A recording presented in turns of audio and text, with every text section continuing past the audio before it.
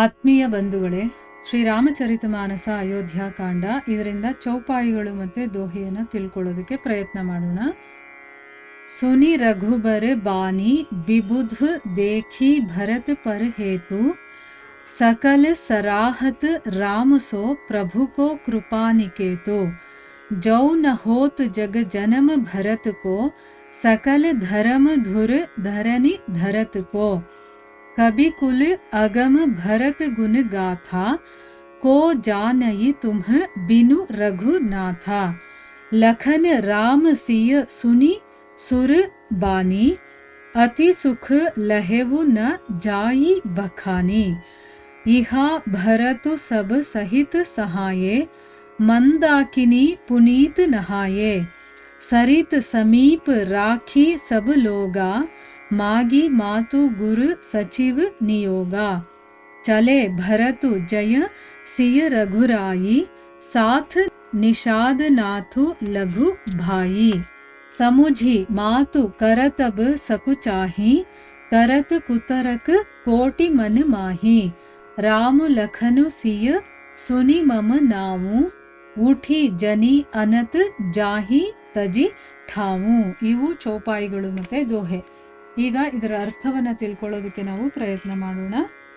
ಇಲ್ಲಿ ತುಳಸಿದಾಸರು ಹೇಳ್ತಾರೆ, ರಾಮ ಲಕ್ಷ್ಮಣನಿಗೆ ಭರತನ ಗುಣಶೀಲ ಸ್ವಭಾವಗಳನ್ನು ವರ್ಣನೆ ಮಾಡ್ತಾ ಶ್ರೀರಾಮ ಪ್ರೇಮದ ಪಯೋನಿಧಿಯಲ್ಲಿ ಮುಳುಗೋದ ಅವನು ಅಲ್ವಾ. ಅವನ ಒಂದು ಪ್ರೀತಿ ನೆನಪಾಗೋಯ್ತು ಅವನಿಗೆ. ಅವನು ಆ ಪ್ರೇಮದ ಸಾಗರದಲ್ಲಿ ಮುಳುಗೋದ. ಶ್ರೀರಾಮಚಂದ್ರನ ಮಾತುಗಳನ್ನು ಕೇಳಿ ಭರತನ ಮೇಲೆ ಅವನಿಗಿರುವಂತಹ ಪ್ರೇಮವನ್ನು ನೋಡಿ ದೇವತೆಗಳೆಲ್ಲರೂ ಕೂಡ ಶ್ರೀರಾಮನಂತಹ ಕೃಪಾನಿಕೇತನನು ಬೇರೆ ಯಾರು ತಾನೇ ಇರೋದಕ್ಕೆ ಸಾಧ್ಯ ಅಂತ ಅವನನ್ನು ಕೊಂಡಾಡೋದಕ್ಕೆ ಶುರು ಮಾಡ್ತಾರೆ. ಈಗ ಬೇರೆಯವರಾಗಿದ್ದಿದ್ರೆ ಇನ್ನು ಭರತ ಬಂದಿಲ್ಲ, ಅವನ ಬಗ್ಗೆ ಅವನು ಏನು ಯೋಚನೆ ಮಾಡಿದ್ದಾನೆ ಅಂತ ಗೊತ್ತಿಲ್ಲ, ಅವನಿಂದ ನಾನು ಕಾಡಿಗೆ ಬರೋ ಥರ ಆಯಿತು ಅನ್ನೋದೆಲ್ಲ ಗೊತ್ತಿದೆ. ಆದರೂ ಕೂಡ ನೋಡಿ ಭರತನ ಮೇಲೆ ವಿಶ್ವಾಸ ಅವನಿಗೆ ಎಷ್ಟಿದೆ ಅಂತ. ಅವನು ಯಾವ ರೀತಿ ಯೋಚನೆ ಮಾಡ್ತಾ ಇದ್ದಾನೆ ಅಂದರೆ ಅವನ ಮೇಲೆ ಕೃಪೆ ತೋರಿಸ್ತಾ ಇದ್ದಾನಲ್ಲ. ಸೊ ಶ್ರೀರಾಮನಂತಹ ಕೃಪಾಳು ಬೇರೆ ಯಾರು ತಾನೇ ಇರೋದಕ್ಕೆ ಸಾಧ್ಯ ಅಂತ ಅವರು ಎಲ್ಲ ಕೊಂಡಾಡ್ತಾ ಇದ್ದಾರೆ. ಈ ಜಗತ್ತಿನಲ್ಲಿ ಭರತ ಹುಟ್ಟದೆ ಹೋಗಿದ್ದಿದ್ರೆ ಭೂಮಿ ಮೇಲೆ ಧರ್ಮದ ದುರಿಯನ್ನ ಯಾರು ತಾನೇ ಧರಿಸ್ತಾ ಇದ್ರು ಅಂದರೆ ಧರ್ಮವನ್ನು ಪಾಲನೆ ಮಾಡೋದ್ರಲ್ಲಿ ಎತ್ತಿದ ಕೈಯವನು ಅಂತ ಅಂದ್ಬಿಟ್ಟು, ಹೇ ರಘುನಾಥ, ರವಿಕುಲಕ್ಕೆ ಅಗಮ್ಯವಾದ ಭರತನ ಗುಣಗಾಥೆಯನ್ನ ನೀನಲ್ದೆ ಬೇರೆ ಯಾರು ತಾನೇ ಗಾನ ಮಾಡಬಲ್ಲರು ಅಂತ ದೇವತೆಗಳು ಹೇಳುವಂತ ಈ ವಾಣಿಯನ್ನ ಕೇಳಿ ಶ್ರೀ ಸೀತಾರಾಮ ಲಕ್ಷ್ಮಣರು ಅತ್ಯಂತ ಸಂತುಷ್ಟರಾದರು. ಅಂದರೆ ಭರತನ ಗುಣಗಾನವನ್ನ ನೀನಲ್ದೆ ಬೇರೆ ಇನ್ಯಾರಪ್ಪ ಮಾಡೋದು ಸಾಧ್ಯ, ಅವನಂತ ಗುಣವಂತ ಈ ಲೋಕದಲ್ಲಿ ಬೇರೆ ಯಾರೂ ಇಲ್ಲ ಅಂತಂದ್ಬಿಟ್ಟು ದೇವತೆಗಳು ಹೇಳಿದಾಗ 3 ಜನನು ಸಂತೋಷ ಪಡ್ತಾರೆ. ಈಗ ಇಲ್ಲಿವರೆಗೆ ರಾಮ ಇದ್ದ ಕಡೆ ಏನಾಯಿತು ಅಂತ ತಿಳಿಸಿದ್ರಲ್ವಾ ತುಳಸಿದಾಸರು. ಈಗ ಭರತ ಏನು ಮಾಡ್ತಾ ಇದ್ದಾನೆ ಅಂತ ಅಂದ್ಬಿಟ್ಟು ತಿಳಿಸ್ತಾ ಇದ್ದಾರೆ. ಈಗ ಭರತನಿಗೆ ಯಾವಾಗ ಅಣ್ಣನ ನೋಡ್ತೀನೋ ಅಂತ ಅವನ ಮನಸ್ಸು ಹಾತುರಿತಾ ಇದೆ. ಸೊ ಈ ಕಡೆ ಭರತ ಏನು ಮಾಡ್ದ, ಎಲ್ಲ ಜನರ ಜೊತೆ ಪವಿತ್ರ ಮಂದಾಕಿನಿ ನದಿಯಲ್ಲಿ ಸ್ನಾನವನ್ನೆಲ್ಲ ಮಾಡಿಕೊಂಡು ಆಮೇಲೆ ಎಲ್ಲರನ್ನ ನದಿ ಹತ್ರನೇ ಇರಿ ಅಂತ ಹೇಳಿ ತಾಯಂದಿರ ಗುರುಗಳ ಮಹಾಮಂತ್ರಿಗಳ ಅಪ್ಪಣೆಯನ್ನು ಪಡ್ಕೊಂಡು, ಇಲ್ಲಿ ನೋಡಿ ಎಲ್ಲಾದರೂ ಹೋಗಬೇಕು ಅಂತಂದರೆ ಅವರ ಒಂದು ಪರ್ಮಿಷನನ್ನು ತಗೋಬೇಕು, ಮನೆಯಲ್ಲಿರುವಂಥ ಹಿರಿಯರ ಪರ್ಮಿಷನನ್ನು. ಅಲ್ಲಿದ್ದಂಥ ಹಿರಿಯರು ಯಾರು, ತಾಯಂದ್ರು ಬಂದಿದ್ರು, ಗುರುಗಳಿದ್ರು, ಮಹಾಮಂತ್ರಿಗಳು ಎಲ್ಲರ ಅಪ್ಪಣೆಯನ್ನು ಪಡ್ಕೊಳ್ತಾನೆ.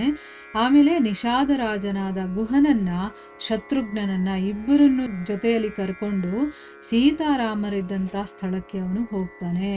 ಅಂದರೆ ಇವಾಗ ಎಲ್ಲರೂ ಬರೋದು ಬೇಡ, ಫಸ್ಟು ನಾವು ಹೋಗಿ ಆಮೇಲೆ ಇವರನ್ನೆಲ್ಲ ಕರ್ಕೊಂಡು ಹೋಗೋಣ ಅಂತಂದ್ಬಿಟ್ಟು ಫಸ್ಟ್ ಅವನೇನು ಮಾಡ್ತಾನೆ, ನಿಷಾದರಾಜ ಮತ್ತು ಶತ್ರುಘ್ನ ಇವರಿಬ್ಬರನ್ನು ಕರ್ಕೊಂಡು ಹೋಗ್ತಾನೆ ಸೀತಾರಾಮರು ಎಲ್ಲಿದ್ರು ಅಲ್ಲಿಗೆ. ಈಗ ಹೋಗ್ತಾ ಹೋಗ್ತಾ ಮನಸ್ಸಲ್ಲಿ ಬಹಳ ಯೋಚನೆ ಮಾಡ್ತಾ ಇದ್ದಾನೆ. ಏನು ಯೋಚನೆ ಮಾಡ್ತಾ ಇದ್ದಾನೆ ಅಂತಂದರೆ, ನನ್ನ ತಾಯಿ ಮಾಡಿದ ಕುಕೃತ್ಯವನ್ನ ನೆನೆಸ್ಕೊಂಡು, ಅಂದರೆ ನನ್ನ ತಾಯಿ ಇಂಥ ಒಂದು ಕೆಟ್ಟ ಕೆಲಸವನ್ನ ಮಾಡಿಬಿಟ್ಲಲ್ಲ ಅಂತ ನೆನೆಸ್ಕೊಂಡು ಭರತ ಹಿಂಜರಿತಾ ಇದ್ದಾನೆ. ಅಂದರೆ ಹೇಗೆ ಹೋಗೋದು, ನನ್ನ ತಾಯಿ ಈ ಥರ ಮಾಡಿಬಿಟ್ಟಿದ್ದಾಳೆ, ನನ್ನ ತಾಯಿಯಿಂದನೇ ಈ ರೀತಿ ಆಗಿರೋದಲ್ವಾ, ಈಗ ಅವನು ಮುಂದೆ ನಾನು ಹೇಗೆ ಹೋಗಲಿ ಅಂತಂದ್ಬಿಟ್ಟು ಅವನು ಯೋಚನೆ ಮಾಡಿಕೊಂಡು ಹಿಂಜರಿತಾ ಇದ್ದಾನೆ ಹೋಗೋದಕ್ಕೆ. ನನ್ನ ಹೆಸರನ್ನ ಕೇಳಿ, ಅಂದರೆ ಬರ್ತಾ ಇದ್ದಾನೆ ಅನ್ನೋದು ಅವ್ರಿಗೆ ಹೇಗಾದರೂ ಗೊತ್ತಿರುತ್ತೆ ಅನಿಸುತ್ತೆ. ನನ್ನ ಹೆಸರನ್ನು ಕೇಳಿದ ತಕ್ಷಣ ಅವರು ಇರ್ತಾರಲ್ಲ ವಾಸ ಮಾಡಿಕೊಂಡು, ಆ ಜಾಗವನ್ನು ಏನಾದರೂ ಬಿಟ್ಟು ಬೇರೆ ಎಲ್ಲಿಗಾದರೂ ಹೊರಟು ಹೋಗ್ತಾರೇನೋ ಅಂತ ಮನಸ್ಸಲ್ಲೇ ಸಾವಿರಾರು ರೀತಿಯ ಶಂಕೆಗಳನ್ನು ಮಾಡ್ಕೊಳ್ತಾ ಇದ್ದಾನೆ. ಅವನಿಗೆ ಮುಜುಗರ ಮನಸ್ಸಲ್ಲಿ, ಪಾಪದ ಶಂಕೆ, ಈ ರೀತಿ ಎಲ್ಲ ಅವನಿಗೆ ಆಗ್ತಾ ಇದೆ. ನನ್ನ ತಾಯಿ ಮಾಡಿರೋ ಒಂದು ಕೆಲಸದಿಂದ ಈಗ ನನ್ನ ಅಣ್ಣನ ಮುಂದೆ ನಾನು ಹೋಗಿ ಹೇಗೆ ನಿಂತ್ಕೊಳ್ಳಿ, ಅಥವಾ ನನ್ನ ಹೆಸರನ್ನು ಕೇಳಿದ ತಕ್ಷಣ ಅವ್ರು ಇರೋ ಜಾಗನೇ ಬಿಟ್ಟು ಹೊಟ್ಟೋದ್ರೆ ಏನು ಮಾಡಲಿ, ಈ ರೀತಿ ಎಲ್ಲ ಅವನು ಯೋಚನೆ ಮಾಡ್ತಾ ಮಾಡ್ತಾ ಹೋಗ್ತಾ ಇದ್ದಾನೆ. ಮುಂದೇನಾಗುತ್ತೆ ಅಂತ ನಾವು ಮುಂದಿನ ಭಾಗದಲ್ಲಿ ತಿಳ್ಕೊಳ್ಳೋಣ. ಹರೇ ಕೃಷ್ಣ.